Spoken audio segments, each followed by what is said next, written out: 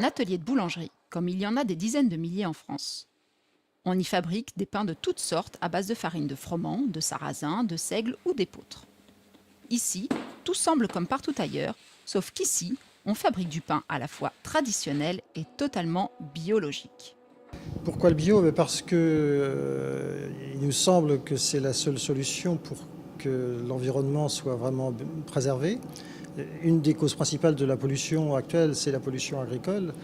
On le voit de plus en plus dans la pollution des eaux en particulier, la pollution des sols, les problèmes liés aux pesticides et à tous les produits chimiques de traitement.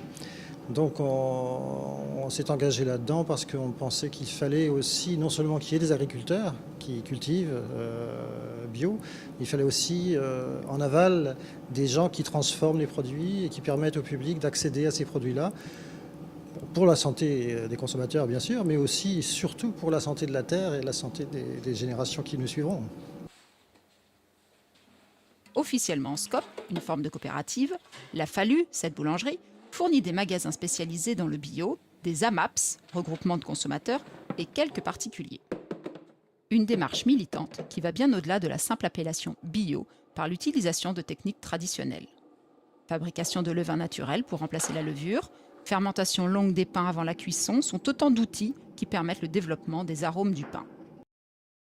C'est-à-dire que déjà, on n'a pas d'additifs, évidemment, dans notre façon de procéder.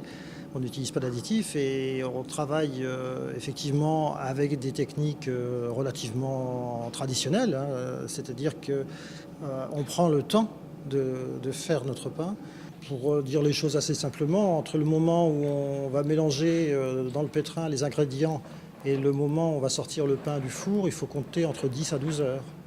Ce qui est quand même déjà un temps assez long. Et c'est comme ça, c'est seulement comme ça qu'on va pouvoir développer des arômes et développer le bon goût du pain.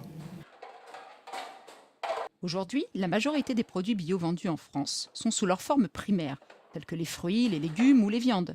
Peu d'entre eux sont transformés pour être consommés sous forme de yaourt, de pain, par exemple, car le manque de transformateurs est criant. Il y a peu de transformateurs, mais il y a beaucoup de demandes. Donc on arrive quand même à faire notre place. On arrive à démontrer aussi qu'on peut travailler correctement sans pratiquer des prix délirants.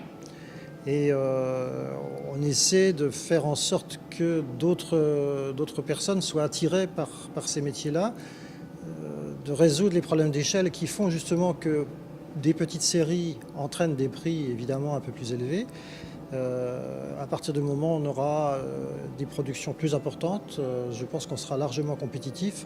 Une compétitivité d'autant plus évidente lorsque l'on prend en compte le coût réel de l'agriculture conventionnelle, avec ses répercussions sur l'environnement. La sauvegarde des générations futures a de toute façon déjà un prix.